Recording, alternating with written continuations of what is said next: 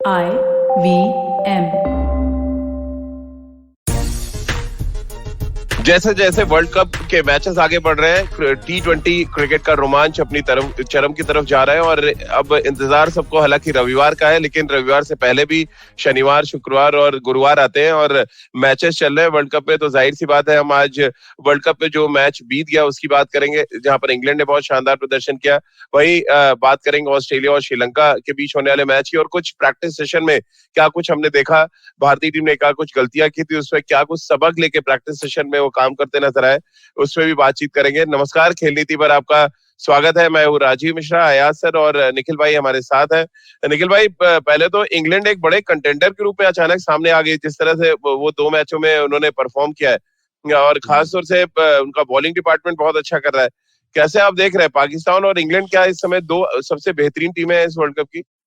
राजीव भाई देखिए, विश्व कप स्टार्ट होने से पहले हम सब जानते हैं कि इंग्लैंड की एक ऐसी टीम है जो अहम दावेदारी पेश करेगी। बहुत ही बैलेंस्ड साइड है। बैटिंग जिस तरीके से उनके पास है, वो विस्फोटक अंदाज के बल्लेबाज हैं। टॉप ऑर्डर के गेंदबाजी में वो धार नजर आ रही है, वो तेज गति के गेंदबाज, उनकी गेंदबाजी में पैनापन है। मोइन अली जिस तरीके से गेंदबाजी कर रहे हैं, आदिल रशीद अच्छी गेंदबाजी कर रहे हैं, तो वो अहम दावेदारी जरूर पेश करेंगी। अब क्योंकि आप वेस्ट इंडीज और बांग्लादेश के खिलाफ भी खेले हैं, थोड़ी सी कमजोर टीमें रही हैं बगैर उनका अनादर किए हुए।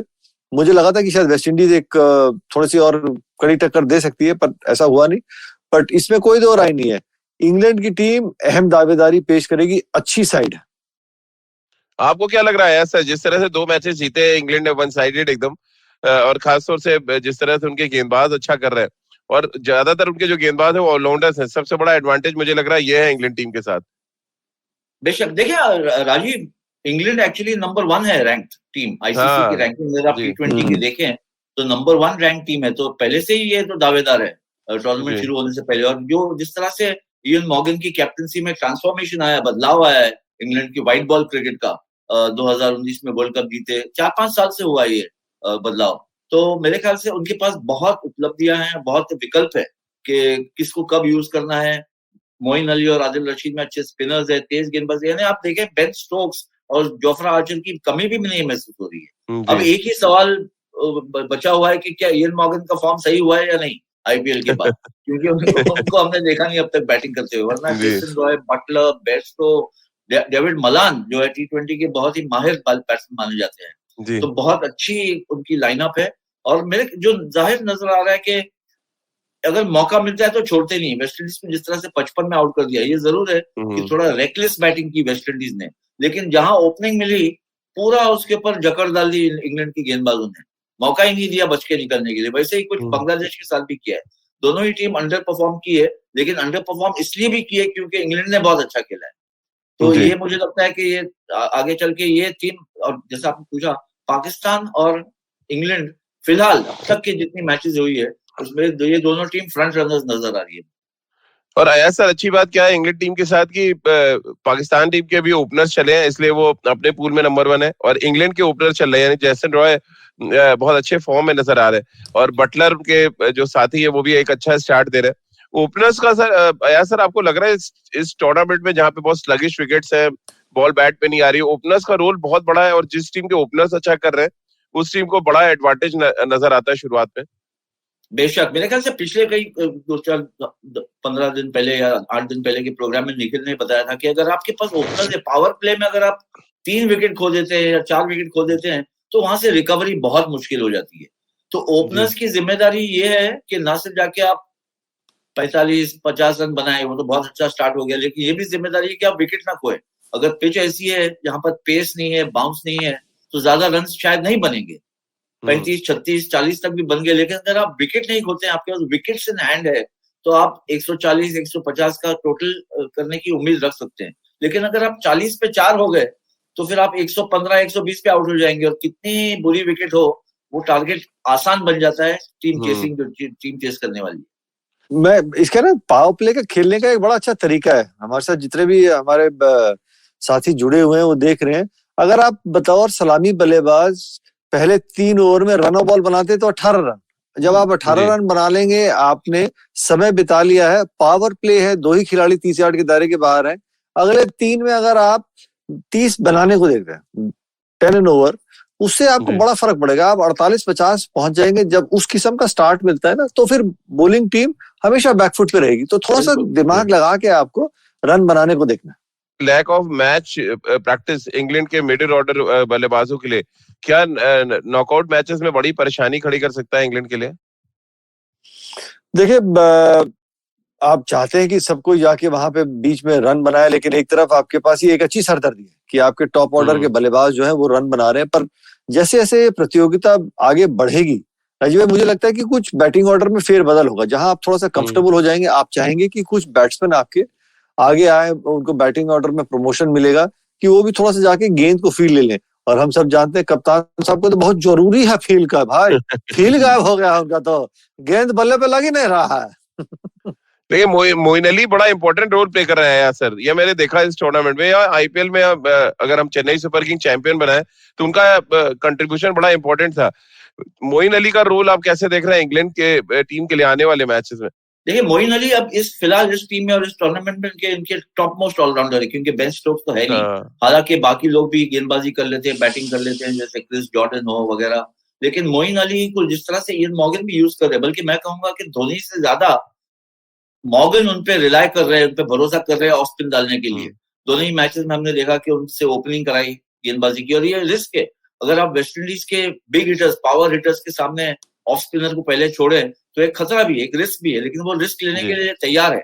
और जो मोइन अली का एक्सपीरियंस है, जो उनकी चतुराई है एज एन ऑफ स्पिनर, वो आपको जाहिर हो रही है। मुझे लग रहा है कि सीएसके और इंग्लैंड में ये फर्क है, मोइन अली को ज्यादा धोनी ने एज अ बैट्समैन यूज किया, पावर या पिंच हिटर नंबर 3 पे या नंबर 4 पे। यहाँ पर मॉर्गन उन्हें ज्यादा एज अ बॉलर यूज कर रहे हैं, तो ये एक इंटरेस्टिंग चेंज है। और मोइन अली जैसा बल्लेबाज भी आपके लिए नंबर 5, 6 और फ्लोटर है, वो नंबर 3 पे भी खेल सकते हैं, नंबर 6 पे भी खेल सकते हैं, डिपेंडिंग ऑन सामने वाले गेंदबाज कौन है, राइट लेफ्ट कॉम्बिनेशन कब बनाना है। तो मेरे ख्याल से बहुत ही क्रूशियल फिगर है मोइन अली इस टीम में। निखिल भाई, बांग्लादेश जिस तरह से मैचेस हारी है अपने, आपको क्या लग रहा है, क्या गड़बड़ हुई? क्योंकि T20 की बड़ी अच्छी साइड मानी जाती है बांग्लादेश, और अपने दिन पे वो अपसेट कर सकते हैं किसी भी टीम को, लेकिन जिस तरह से वन साइडेड मैचेस हारे, क्या आपको लग रहा है गड़बड़ की? कप्तान अचानक बदला गया, महमूदुल्लाह को कप्तान बना दिया, कई चीजें और बांग्लादेश की टीम में चलती रहती हैं। क्या चीज आपको एक लग रही है जिसकी वजह से बांग्लादेश बैकफुट पर रही पूरे टूर्नामेंट में अभी तक? राजीव भाई, अगर आप उनकी थोड़ा सा करीब से देखेंगे और उनकी बैटिंग ऑर्डर में गहराई में देखेंगे, तो वो ऐसे कोई विस्फोटक बल्लेबाज उनके पास है नहीं। आप जिस तरीके से आप बल्लेबाजी को देखते हैं अंतर्राष्ट्रीय स्तर पे, बेहतर टीम के खिलाफ, अच्छी गति के खिलाफ उनके बैट्समैन जो है गेंद के ऊपर लेट हो रहे हैं, और यही सच्चाई है। आप जब तक आपके पास वो कुछ एक्स फैक्टर प्लेयर, आप जब टीम बनाने को देखते हैं, टॉप ऑर्डर में कौन सा एक्स फैक्टर का खिलाड़ी है आपके पास, मध्य क्रम में एक्स फैक्टर है, एक 6 नंबर पे विस्फोटक बैट्समैन होना चाहिए जो मैच का रुख बदल दे, उसका एवरेज स्ट्राइक रेट 140 से ऊपर होना चाहिए। ये चीजें वो ये बॉक्सेस में वो टिक नहीं कर रहे। फिर आप उम्मीद करते हैं कि शाकिब अल हसन अपने अनुभव से आके गेंदबाजी के लिहाज से वो 2-3 विकेट निकाले, पर इन विकेट्स पे उनका गेंद घूम नहीं रहा। वो कभी भी बड़े टर्नर नहीं होते थे, वो गति में परिवर्तन करते थे। और ये अब सब टीमें जानती हैं कि उनकी क्या ताकत है, क्या कमजोरी है। स्पिन में आपके पास ऐसा विकल्प नहीं है। मेहदी हसन अच्छी गेंदबाजी करते हैं, पर वो रोकते हैं, वो किफायती गेंदबाजी करने में माहिर है, तो वो दूसरे छोर से रन बनाने को देखते हैं। पर दूसरे छोर से अगर एक गेंदबाज रन लीक कर देता है तो फिर वो दबाव बनता ही नहीं है, और आपके पास ऐसा कोई एक्सप्रेस तेज गेंदबाज है भी नहीं। तो मतलब बगैर बांग्लादेश टीम का अनादर किए हुए वो उनको कुछ और खिलाड़ी ढूंढने पड़ेंगे, नहीं तो बहुत ही एक एवरेज टीम लग रही है, इसमें कोई दो राय नहीं। तो चलिए ऑस्ट्रेलिया बनाम श्रीलंका पे भी बात करेंगे, और फिर उसके बाद भारतीय टीम के प्रैक्टिस सेशन पे कि क्या कुछ कमियां हैं जिसपे भारतीय टीम ने प्रैक्टिस सेशन में काम किया, तस्वीरें भी हमने देखी थी, उस पर आगे बातचीत करेंगे। एक छोटा सा ब्रेक ले लेते हैं, ब्रेक के बाद तुरंत हाजिर होते हैं। If you love cricket, listen up. The Edges and Sledges Cricket Podcast is here for you. Hosted by DJ, Varun and me, Ashwin, we bring a fun, fresh fan's point of view to talking all things cricket. Sometimes it's just the three of us, sometimes we have guests, including current and former international cricketers. For new episodes every week, check out the Edges and Sledges Cricket Podcast on the IBM app, website, or wherever you get your podcasts. Break के बाद एक बार फिर आपका स्वागत है। श्रीलंका बनाम Australia मुकाबला है आज और सबकी निगाहें श्रीलंका पे लगी होंगी कि क्या वो एक उलट फेर यहाँ पर करने में कामयाब रहेंगे। और उलट फेर का नाम मैं इसलिए दे रहा हूँ क्योंकि श्रीलंका बहुत यंग साइड लग रही है और ऑस्ट्रेलिया की बात करें तो पावर पैक्ड टीम लग रही है। हालांकि उनके भी स्टार खिलाड़ी परफॉर्म नहीं कर पा रहे और ऐसे में मुकाबला बहुत दिलचस्प होगा। आया सर, श्रीलंका ने बहुत शानदार पारी खेली थी, लेफ्ट हैंडर है, बड़े ग्रेसफुल बैट्समैन लगे और भारत के खिलाफ जब वो घरेलू सीरीज में खेल रहे थे तो उन्होंने अपना पोटेंशियल भी दिखाया था। अब क्या श्रीलंका एक और उलटफेर करने की स्थिति में लग रही है आपको? कर सकती है, क्योंकि जिस तरह से उन्होंने परफॉर्म किया बांग्लादेश के खिलाफ, बहुत प्रेशर में थी टीम श्रीलंका की बैटिंग करते हुए, 4 विकेट खो दिए थे। फिर ये श्रीलंका और राजपक्सा ने आके अच्छी पार्टनरशिप जोड़ी और ना सिर्फ पार्टनरशिप जोड़ी लेकिन जिस अंदाज से खेले वो, एक आक्रामक अंदाज और क्लीन हिटिंग, और जिससे आपने बताया श्रीलंका के पास एक ग्रेस भी है जो देखने में भी मजा आता है। तो हसरंगा जो है वो उनके पास अच्छे एक ऑलराउंडर है, पावर हिटिंग भी कर सकते हैं, लेग स्पिनर भी है।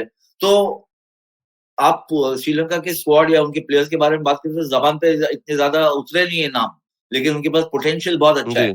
ऑस्ट्रेलिया की अगर आप बात करें तो हर क्रिकेटर को आप पहचान सकते हैं। और चमीरा, हाँ, चमीरा है, लाहिरू कुमार है, ये सब जो है गेंदबाजी भी अच्छी कर रहे हैं और अग्रेशन भी है। आपने देखा होगा बांग्लादेश के खिलाफ जो मैच हुआ उसमें तो ऐसे लग रहा था कि फड्डा होने वाला है दोनों ही टीम में, तो अंपायर्स को बीच में आना पड़ा वगैरह, यानी एक जोश है, एक इंटेंसिटी है।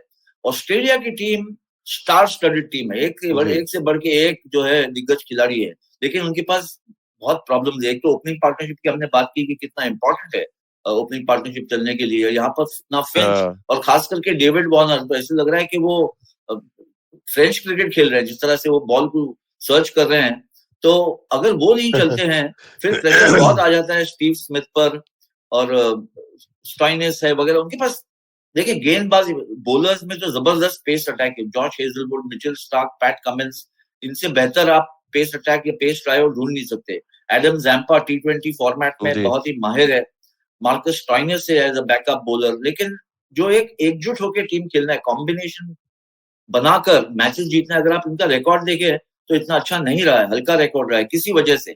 और मुझे लगता है खास वजह यह है कि उनके पास ओपनिंग पार्टनरशिप सही नहीं मिल रही है। नंबर 5 पे है आईसीसी रैंकिंग में, ऐसी टीम को तो नंबर 1 या नंबर 2 पे होना चाहिए।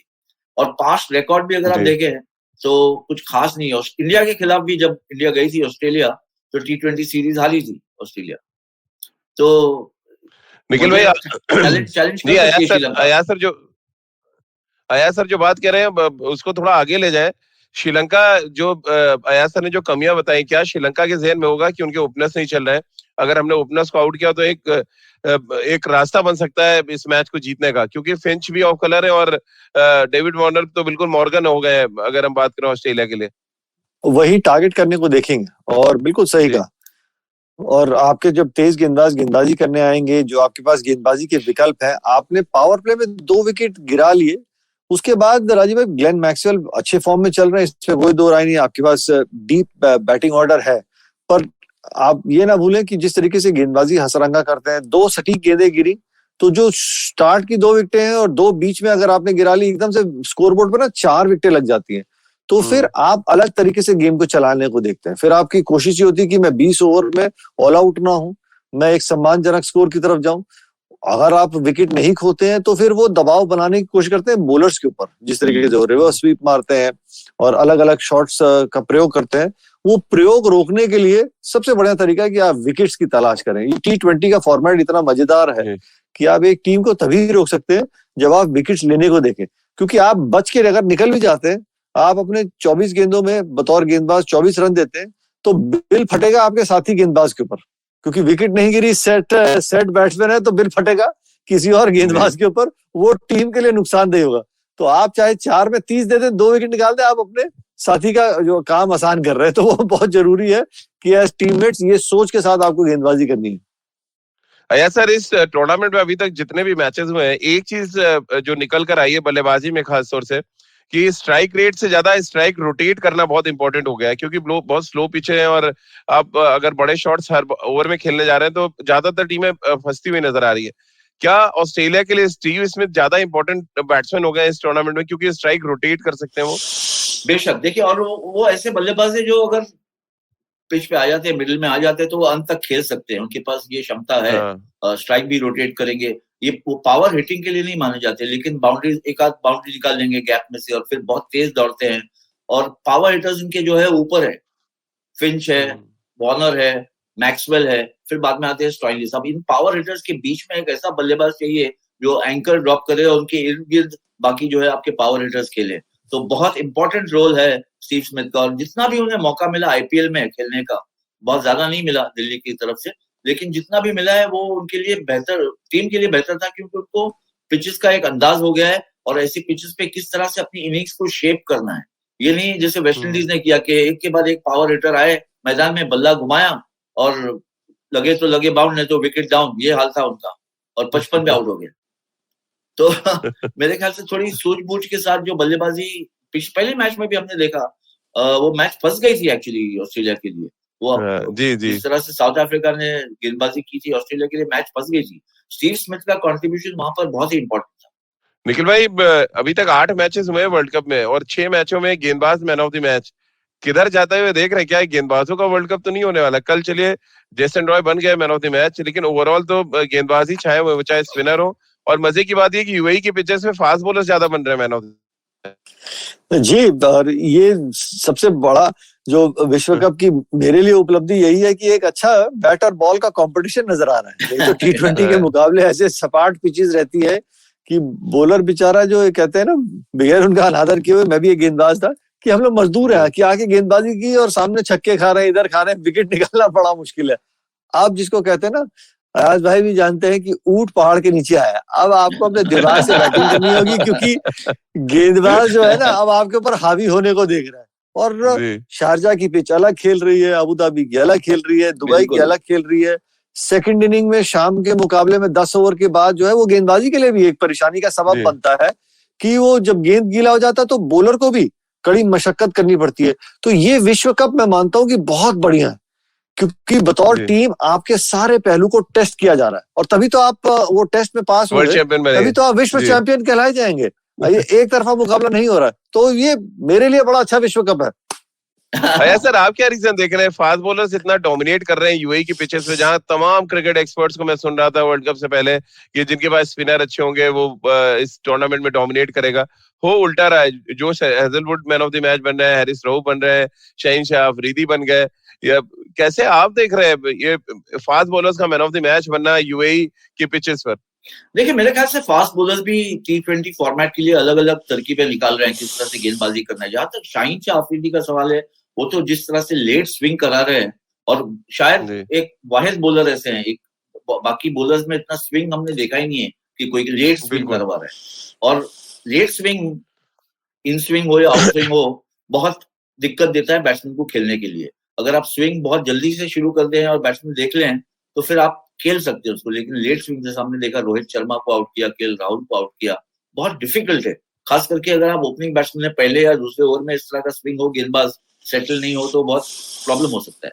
जहां तक हैरिस रऊफ का सवाल है, वो पेस है, स्पीड इन द एयर, इतनी गति है उनके पास, वो स्पीड से बिल्ड कर रहे हैं। और जो जॉश हेजलवुड है, वो लेंथ जो, और उनके लिए बहुत फायदेमंद रहा है सीएसके के लिए खेलने के लिए, क्योंकि जॉश हेजलवुड का अगर पहले का रिकॉर्ड देखें तो इतने सक्सेसफुल नहीं थे T20 में।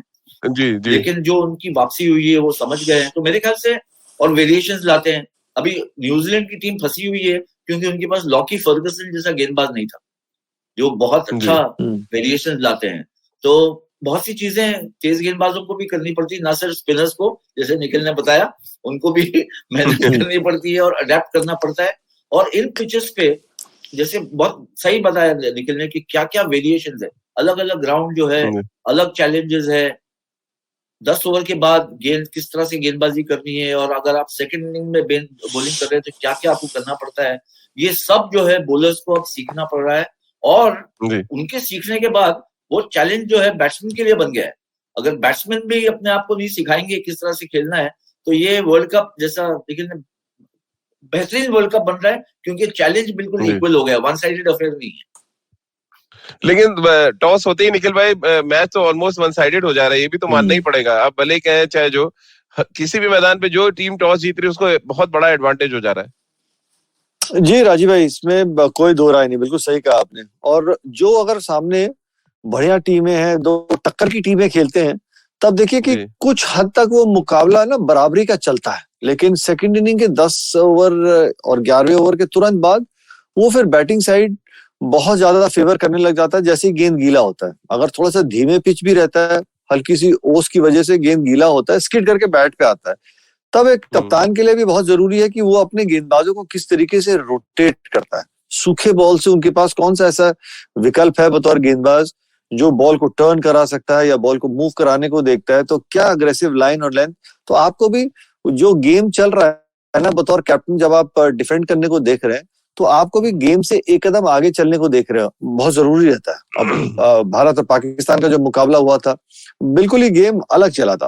वो खेले बहुत बढ़िया, इसमें कोई दो राय नहीं है। हर डिपार्टमेंट में उस दिन वो अच्छा खेले, लेकिन उसके बाद आप देखें पाकिस्तान और न्यूजीलैंड का मुकाबला, कुछ देर के लिए वो मुकाबला फंसा था। फिर आसिफ अली ने आके एक ओवर में वो टीम सऊदी को 2 छक्के मारे, तो वो एकदम से प्रेशर रिलीज हो गया और फिर पाकिस्तान को पकड़ना मुश्किल हो गया। वहीं पे अगर आप लेंथ बेहतर होती, जो टीम सऊदी ने गेंदें डाली थी वो यॉर्कर डालने चले गए थे। इन पिचेस पे गीले बॉल से यॉर्कर अगर सही नहीं गिरती तो वो हाफ वॉली होती है, और शारजाह के मैदान में हाफ वॉली का मतलब है कि सामने छक्का। दूर रखेंगे क्योंकि उस पिच में गति नहीं है, दूर रखेंगे तो फिर बैट्समैन को अपनी ताकत लगानी पड़ती है, क्योंकि बॉलर की गति को आप यूज नहीं कर पाते, क्योंकि इन पिचेस में वो स्पीड नहीं है, वहां पे चांसेस बनते हैं। तो ये छोटे छोटे जो परसेंटेज क्रिकेट है वो आपको खेलना है, वो और ये काम सपोर्ट स्टाफ का है बताने के लिए इस स्टेज पे आपको यहाँ गेंदबाजी करनी है, ये बैट्समैन की ताकत ये है, ये अब गेम की सिचुएशन है, क्योंकि सभी अनुभवी हैं, लेकिन आप किस तरीके से इन कंडीशंस को अपने फेवर में यूज करते हैं वो दिमाग चलाना। या सर, इस वर्ल्ड कप में गेंदबाज क्योंकि छाए हुए हैं, लेकिन एक बड़ी इंपॉर्टेंट चीज मिसिंग जो मैंने अभी तक ऑब्जर्व की सारे टीमों के बॉलिंग डिपार्टमेंट में, बाउंसर्स का इस्तेमाल या स्लोअर बाउंसर्स का इस्तेमाल बहुत कम टीमें कर रही हैं। कल मैं इंडियन टीम का प्रैक्टिस सेशन देख रहा था, फिर वहां से कुछ खबरें भी निकल कर आई कि महेंद्र सिंह धोनी ने सजेस्ट किया कि आप स्लोअर बाउंसर्स या बाउंसर डालें, क्योंकि पाकिस्तान के खिलाफ जो मैच हुआ उसमें एक भी बाउंसर नहीं डाला गया था, ना बाबर आजम को ना रिजवान को। क्या ये स्लोअर बाउंसर्स और सरप्राइज करती हुई तेज बाउंसर्स इफेक्टिव होंगी यहाँ के पिचेस पे? होगी, और मेरे ख्याल से इसके लिए आपके पास वो उसकी प्रैक्टिस होनी चाहिए या उसका कंट्रोल होना चाहिए, उसके ऊपर मास्टरी होनी चाहिए, वरना आपकी पिटाई हो सकती है अगर गलत गिरा तो। मुझे लगता है 2 या 3 बॉलर हैं जो इस तरह की गेंदबाजी ज्यादा अटेम्प्ट करते हैं और ट्राई करते हैं। एक तो है लॉकी फर्गसन, दूसरे हैं ड्वेन ब्रावो, और तीसरे हैं क्रिस जॉर्डन, जो हमने देखा है कि अक्सर ऐसी गेंदबाजी करते हैं, स्लोअर बाउंसर डालेंगे, मिक्स करते हैं, कभी तेज डालते हैं। हमारे पास मेरे ख्याल से इंडियन टीम में ऐसा कोई गेंदबाज है नहीं। जसप्रीत बुमराह जैसा कि एक लूपिंग बाउंसर डाले, या मोहम्मद शमी, इनके वेरिएशंस अलग है, स्लो बाउंसर्स उनके आर्मरी में है नहीं। ना कि कोई मुझे लगता है कि पाकिस्तान के गेंदबाजों में है इस तरह के बाउंसर्स डालने की क्षमता। तो अलग अलग बॉलर्स जो है वो अपने किस तरह से वो विकेट ले सकते हैं या रन कंट्रोल कर सकते हैं, वो अपनी स्पेशलिटी बनाते हैं। अब ये है जरूर कि इतना क्रिकेट खेला जा रहा है और आईपीएल में भी लोग देख रहे हैं, ना सिर्फ बायलैटरल सीरीज में, कि जैसे निकल ने कहा कि कोचेस को या सपोर्ट स्टाफ को बताना चाहिए, तो सपोर्ट स्टाफ यही काम कर रही है कि हर बॉलर्स को या हर बैट्समैन को मैप करते हैं कौन किस तरह से खेल रहे हैं, और डेटा जो है फिर दे रहे हैं कैप्टन को, चीफ कोच को, मेंटर को वगैरह, और फिर वो बनाते हैं स्ट्रैटेजी कि कौन से बल्लेबाज या कौन से गेंदबाज को किस तरह से खेलना चाहिए। तो मेरे ख्याल से बड़ा एक क्रिकेट जो है, पहले T20 खास करके पहले जैसा गेम रहा नहीं, जैसे फुटबॉल में बहुत ज्यादा डेटा या हॉकी में बहुत ज्यादा डेटा बेस्ड जो भी आपकी चाल होती है डेटा बेस्ड होती है, उसी तरह T20 क्रिकेट में अब शुरू हो गया। चलिए, तो एक और छोटा सा ब्रेक यहाँ पे ले लेते हैं, और ब्रेक के बाद जब वापस आएंगे भारतीय टीम के प्रैक्टिस सेशन के बारे में बात करेंगे, और एक अच्छी तस्वीर निकल कर आई इस प्रैक्टिस सेशन से, उसके बारे में भी बात करेंगे। एक छोटे से ब्रेक के लिए रुक रहे हैं। पेश खिदमत है आपकी शान में हमारे अंजुमन से। Hi, I am Sadaf and I am Arshad. खाने का इतिहास, इकोनॉमिक्स, पॉलिसी, साइकोलॉजी सब है मेन्यू पे। Only on the Naankali podcast every Wednesday, सिर्फ IVM पॉडकास्ट ऐप या वेबसाइट पर, या फिर जहां से भी आप अपने पॉडकास्ट सुनते हो। ब्रेक के बाद एक बार फिर आपका स्वागत है। निखिल भाई, कल भारतीय टीम के प्रैक्टिस सेशन की तस्वीरें हम देख रहे थे, ब्रॉडकास्टिंग जो चैनल है हमारा, और एक अच्छी तस्वीर थी कि हार्दिक पांड्या नेट्स पे गेंदबाजी करते दिखे। हमारे एक व्यूअर का सवाल भी बड़े देर से आ रहा है कि हार्दिक पांड्या नेट्स पे गेंदबाजी कर रहे हैं, क्या अब उनकी टीम में जगह पक्की मानी जाए? क्योंकि ऑलमोस्ट हटाने की डिमांड इतनी ज्यादा हो गई थी कि लग रहा था कि टीम से छोड़िए, उनको वापस देश ना भेज दिया जाए कहीं। देखिए, ये मतलब दुर्भाग्य है कि हम वो पाकिस्तान के खिलाफ जो मुकाबला हारे थे तो हम एक खिलाड़ी के सर पे पूरा ठीकरा बांध रहे थे, वो बेचारे हार्दिक पांड्या के ऊपर बिल फट रहा था। उस दिन वो पूरी की पूरी टीम हमसे बेहतर खेली थी। पर हाँ, ये फर्क जरूर पड़ेगा कि अगर हार्दिक पांड्या गेंदबाजी करते हैं, टीम का बैलेंस बेहतर होगा। जानते हैं जिस तरीके के वो ऑलराउंडर है। पर मुझे अभी भी लगता है राजीव भाई, जब वो मैं भी देख रहा था, जब वो तस्वीरें आई थी, वो अभ्यास कर रहे थे, वो स्पाइक्स पहन के नहीं कर रहे थे, तो ज्यादा गेंदें उन्होंने नहीं डाली होंगी। और मुझे लगता है ज्यादा गेंदें अगर उन्होंने नहीं डाली तो मुझे नहीं लगता कि वो अगर डालेंगे भी तो 1 या 2 ओवर से ज्यादा डालेंगे। लेकिन वो तब डालेंगे जब जरूरत होगी, क्योंकि इतने दिनों के बाद आप गेंदबाजी कर रहे हैं, थोड़ा सा नेट्स में अभ्यास करेंगे, फिर सीधा आके मैच में गेंदबाजी करना आसान नहीं होगा किसी भी गेंदबाज के लिए। क्योंकि सब जानते हैं, जैसे आपको बल्लेबाजी में मैच कंडीशंस में आके आपको बैटिंग करनी होती है, तो वो एक अलग रिदम चाहिए होता है कि आप लगातार मुकाबलों में आप गेंदबाजी भी कर रहे हैं। तो मुझे नहीं लगता कि वो 4 ओवर डालेंगे। अगर डालना पड़ा बहुत जरूरी रहेगा तो 1 या 2 ओवर से ज्यादा नहीं डाल पाएंगे। आपको लग रहा है यार सर, अगर हार्दिक पांड्या गेंदबाजी नहीं करते, बतौर बैट्समैन टीम में उनकी जगह बनेगी, या आपको लग रहा है ईशान किशन रिप्लेस कर सकते हैं उनको? मेरे ख्याल से बहुत प्रेशर है, बहुत दुविधा में है टीम मैनेजमेंट फिलहाल, कि अगर वो बॉलिंग नहीं करते हैं, 1 ओवर 2 ओवर भी नहीं डाल सकते हैं, तो फिर क्या इनफॉर्म ईशान किशन को नहीं खिलाना चाहिए? रेपुटेशन हार्दिक पांड्या का और परफॉर्मेंस, पास्ट परफॉर्मेंस सब मानते हैं कि वो किस तरह से फिनिशर रहे हैं, फील्डर बहुत अच्छे हैं, लेकिन फिलहाल, और ये वर्ल्ड कप है, ये 14 नवंबर को खत्म हो जाएगा, और आप इंडिया के लिए ये 31 अक्टूबर को भी खत्म हो सकता है अगर आप न्यूजीलैंड से हार गए तो बहुत जरूरी है कि ये मैच जीते। और अगर मैच जीतना है तो फिर जाहिर है कि सिलेक्टर, चीफ कोच, जो भी हो, टीम मैनेजमेंट है, विराट कोहली, महेंद्र सिंह धोनी, मेंटोर, के आप अपने उस 11 को मैदान पर उतारे जो हर एक जो है वो मैच विनर इन फॉर्म हो। अगर आपके पास 1 या 2 ऐसे सिचुएशन है या प्लेयर्स है जो हल्के हैं तो आपको मैच हरा सकते हैं। तो ये चांस लेना बहुत डिफिकल्ट है, बहुत, क्योंकि मैं नहीं कह रहा हूँ कि Hardik Pandya actually is a very good match winner, is a brilliant player, लेकिन फिलहाल ये प्रॉब्लम है कि अगर वो गेंदबाजी नहीं कर रहे हैं, उनका बैट जो है फायर नहीं कर रहा है, तो फिर क्या उन्हें खिलाना चाहिए कि एक और इनफॉर्म प्लेयर जो बैठा है उसको ले आए? निखिल भाई, 2 सवाल पृथ्वी जी के। एक तो गुप्तिल के बारे में, वो कह रहे हैं न्यूजीलैंड के लिए गुप्तिल डाउटफुल है, अभी फर्ग्यूसन नहीं था, अब गुप्तिल का जाना क्या भारतीय टीम के लिए अच्छा होगा? और दूसरा, हार्दिक के लिए उनका एक सुझाव है कि वो कह रहे हैं कि हार्दिक को इंस्टाग्राम पे जाना चाहिए वापस। जी, वो तो वो पहुंच जाएंगे, उसमें कोई 2 राय नहीं है पृथ्वी जी। लेकिन इसमें कोई 2 राय नहीं है जो आपने कहा ना कि अगर मार्टिन गप्टिल नहीं खेलते तो वो फिर भारतीय टीम के लिए वो एक अच्छे संकेत होंगे, क्योंकि फिर आपके 2 लगभग मैच विनर्स नहीं है, लॉकी फर्गसन नहीं है और मार्टिन गप्टिल नहीं है, जो शुरुआत के पहले 6 ओवर में किसी भी गेंदबाजी के खिलाफ वो परेशानी का सबब बन सकते हैं। इसमें कोई 2 राय नहीं है। तो ये भारतीय टीम के लिए बहुत बढ़िया संकेत है। पर मेरी एक और सोच है राजीव भाई कि न्यूजीलैंड के खिलाफ, क्योंकि ये बहुत ही बड़ा और अहम मुकाबला है, भारतीय टीम जरूर बढ़िया तरीके से बाउंस बैक करेगी। आपके पास 48 गेंदें हैं, जिसमें से 24 मिचेल सेंटनर की हैं और ई सोडी की हैं। उस लिहाज से अगर आपको हल्की सी भी डाउट हो रही है, अगर हार्दिक पांड्या के बल्ले से रन नहीं निकल रहे, तो क्या एक और लेफ्ट हैंडर को आप टीम में डाल सकते हैं? मैं जानता हूं कि ऋषभ पंत है, रविंद्र जडेजा है, ईशान किशन को लाएंगे तो क्या हम वो 48 गेंदों को और बेहतर तरीके से कैपिटलाइज कर पाएंगे? नहीं तो अगर आप पूरी तरीके से कॉन्फिडेंट है कि जी हाँ, हार्दिक पांड्या हमारे लिए वो काम कर देंगे, क्योंकि अब लॉकी फर्गसन भी नहीं है, यही कॉम्बिनेशन के साथ चलेंगे, क्योंकि एक संकेत ये भी तो देना कि हम पहला मुकाबला हारने के बाद वो कोई पैनिक बटन नहीं क्रिएट किया। आप नहीं चाहते कि ड्रेसिंग रूम में भी कोई पैनिक हो, तो उस लिहाज से ये एक बड़ा कठिन निर्णय रहेगा कप्तान और पूरे सपोर्ट स्टाफ के लिए भी। गेंदबाजी में बहुत ज्यादा काम हुआ है यार सर कल प्रैक्टिस सेशन में, और जो जर्नलिस्ट थे उनसे बात हो रही थी मेरी, धोनी ने खासतौर से नेट्स पे गेंदबाजों को एक सर्टेन लाइन पे गेंदबाजी करने को कहा, क्योंकि पाकिस्तान के खिलाफ मैच में जो 150 रन बनाया पाकिस्तान ने, उसमें से 124 रन लेग साइड पे बनाए थे पाकिस्तान ने।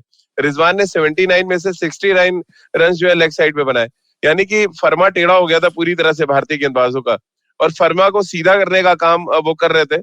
और शार्दुल ठाकुर पे बहुत ज्यादा जोर था उनका। अब ये चेन्नई सुपर किंग का फेथ है हम कहें, या अच्छे फॉर्म में है शार्दुल, इसलिए धोनी उनके साथ ज्यादा काम करते दिखे, ये आप बताया जरा। देखिए, एक तो जरूर फेथ तो है, क्योंकि अगर आपके साथ एक प्लेयर जुड़ा हुआ है आपकी टीम के साथ और अच्छा परफॉर्म करता है, और आप जब उसको एडवाइस देते हैं या कुछ कि आप इस तरह से करें और वो प्लेयर करता है, तो भरोसा और बढ़ जाता है। लेकिन मुझे लगता है शार्दुल का performance all round under Virat Kohli, उसको इंग्लैंड में जब टीम गई या ऑस्ट्रेलिया गई अजिंक्य रहाणे के अंडर, भले ही टेस्ट क्रिकेट में हो, उनका फॉर्म बहुत अच्छा था। और वो उस तरह के प्लेयर नजर आते हैं कि हर ओकेजन पर वो बेटर कर सकते हैं, अपना बेहतर करना चाहते हैं। तो एक अच्छा ऑप्शन है अगर तेज गेंदबाज में। और Mahendra Singh Dhoni as a captain CSK के लिए या इंडिया के लिए, उनका एक मंत्र हमेशा से रहा है कि आप प्रोसेस को सही रखें। अगर आप प्रोसेस में कहीं झिझक गए, ये आपकी लाइन जैसे हट गई, लेग स्टंप की तरफ ज्यादा गई, और खास करके अगर आप एशियन या सब कॉन्टिनेंट के बैट्समैन है, जैसे बाबर आजम हो या रिजवान हो, तो बहुत हैवी पनिशमेंट देंगे आपको। अगर इंडिया के खिलाफ, इंडियन बैट्समैन के खिलाफ कोई मिडिल और लेग पर ही डालते रहे, तो इंडिया के बैट्समैन तबाही कर देंगे, बचने नहीं देंगे उस गेंदबाज। तो वो आपको देखना होगा कि किस तरह से आप लाइन पकड़ के चलते हैं। अगर आप लाइन और लेंथ में गलतियां आती रही, और छोटा सा टूर्नामेंट, छोटी सी मैच होती है 20 ओवर की। निखिल बहुत अच्छी अभी बात की उन्होंने 48 गेंदों की, किस तरह से आप उसको, अगर 48 में आपने एक्सपेक्ट किया है कि 60 रन बनेंगे या 64 बनेंगे, एक लेफ्ट हैंडर को लाने से 75 रन बन जाते हैं, that's a winning margin 8, 9, 10 run का। तो सामने वाली टीम भी इसी तरह सोच रही है कि इनके ऐसे गेंदबाज है कि ये जो है लाइन से भटकते हैं, और इनके ऊपर ज्यादा जोर दे, और इनसे जितना के 4 ओवर से बजाय इसके के 24-25 रन हम एक्सपेक्ट करें, यहाँ से 32 रन अगर मिल जाता है तो ये विनिंग हमारे लिए मार्जिन हो सकता है। तो ये एक बड़ा एक जबरदस्त खेल होता है, दिमाग का भी और स्किल्स का भी। जी निखिल भाई, चलते थे एक सवाल कसाट साहब का ले लेते हैं। उनका कहना है कि अगर हार्दिक फिट है और 2 ओवर भी डालते हैं, क्या भारतीय टीम को एक एक्स्ट्रा स्पिनर खिलाना चाहिए, क्योंकि भुवी ऑफ कलर है पूरी तरह से और बॉलिंग को थोड़ा बैकअप की जरूरत है? जी, आप ये सोच सकते हैं, इसमें कोई दो राय नहीं है, क्योंकि जिस तरीके से वरुण चक्रवर्ती भी गेंदबाजी कर रहे थे, वो लेंथ नहीं मिल पा रही थी उनको। मुझे लगा कि थोड़ा सा घबराए हुए थे, इसलिए सारी गेंदें में शॉर्ट पिच है, और एक स्पिनर कब आगे नहीं डाल पाता, उसको डर रहता कि आगे डालूंगा तो मुझे मार पड़ेगी, तो वो मार खाने से डर रहे हैं। और एक स्पिनर अगर मार खाने से डरेगा तो वो विकेट नहीं ले पाएगा। तो आपको अनुभव के साथ जाना पड़ेगा, ये विश्व कप है, आप अपनी कला को बैक कीजिए। लेकिन अब उम्मीद करता हूँ कि महेंद्र सिंह धोनी भी वहां पे मौजूद है, वरुण चक्रवर्ती से बात करेंगे, बट ये बुरा विकल्प नहीं। या आप शार्दुल को लेके आए गेंदबाजी के लिए, या आप रविचंद्रन अश्विन को लेके आए, तो आपके पास स्पिन का डिपार्टमेंट और मजबूत हो जाएगा। चलिए, बहुत बहुत शुक्रिया निखिल भाई आपका। सर आपका भी बहुत बहुत शुक्रिया हमारे साथ जुड़ने के लिए। तो आप भी खेल नीति के साथ हर सुबह 9:30 पर सिर्फ खेल नीति के यूट्यूब चैनल पर जुड़ सकते हैं। IVM के फेसबुक पर आप हमारा हर एपिसोड को देख सकते हैं। इसके अलावा आप मुझसे भी जुड़ सकते हैं, अपने सवाल भेज सकते हैं @राजीव मिश्र पर। इसके अलावा खेल नीति का हर एपिसोड आप सुन सकते हैं IVM ऐप पर, IVMpodcast.com पर, गाना, स्पॉटिफाई, सावन, गूगल पॉडकास्ट या अन्य IVM पॉडकास्टिंग नेटवर्क पर। आप सभी का बहुत बहुत शुक्रिया हमारे साथ जुड़ने के लिए।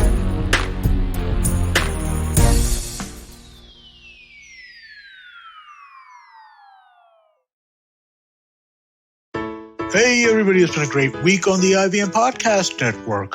On The Habit Coach, Ashton is in conversation with Dre Baldwin, CEO of Work On Your Game, Inc. They discuss the athletic mindset and what it takes to be a great athlete. On All Things Policy, Arjun Garge speaks to Atish Padi about fantasy sport platforms and Karnataka's online gambling ban. On The Life Manifesto, Zarina decodes the concept of emotional maturity. I wonder what emotionally mature people really do.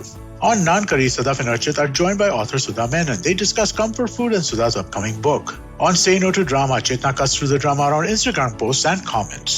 Do follow us on social media. We're IVM Podcast on Twitter, Facebook, Instagram, and LinkedIn. And remember, if you're enjoying this show or any of other shows for that matter, please do tell a friend. And finally, we'd like to thank our sponsors this week, Cred, Bank of Baroda, Quarter, CoinSwitch Kuber, Slay Coffee, Intel, Kotak Mahindra Bank, and Oxfam India. Thank you so much for making this possible. सफर, रास्ते, मंजिल और मुकाम अक्सर ये हमसे कुछ कहना चाहते हैं, पर हम हैं कि अपनी रोजमर्रा की जिंदगी में इन्हें सुनने से कतराते हैं। नमस्ते दोस्तों, मेरा नाम है केशव चतुर्वेदी और मैं आपको ले चलूंगा कुछ ऐसे सफर पर जहां आपको एक नया नजरिया मिलेगा सफर और मंजिलों को देखने का। आइए इन किस्से कहानियों में डूब जाएं। हर मंगलवार और शुक्रवार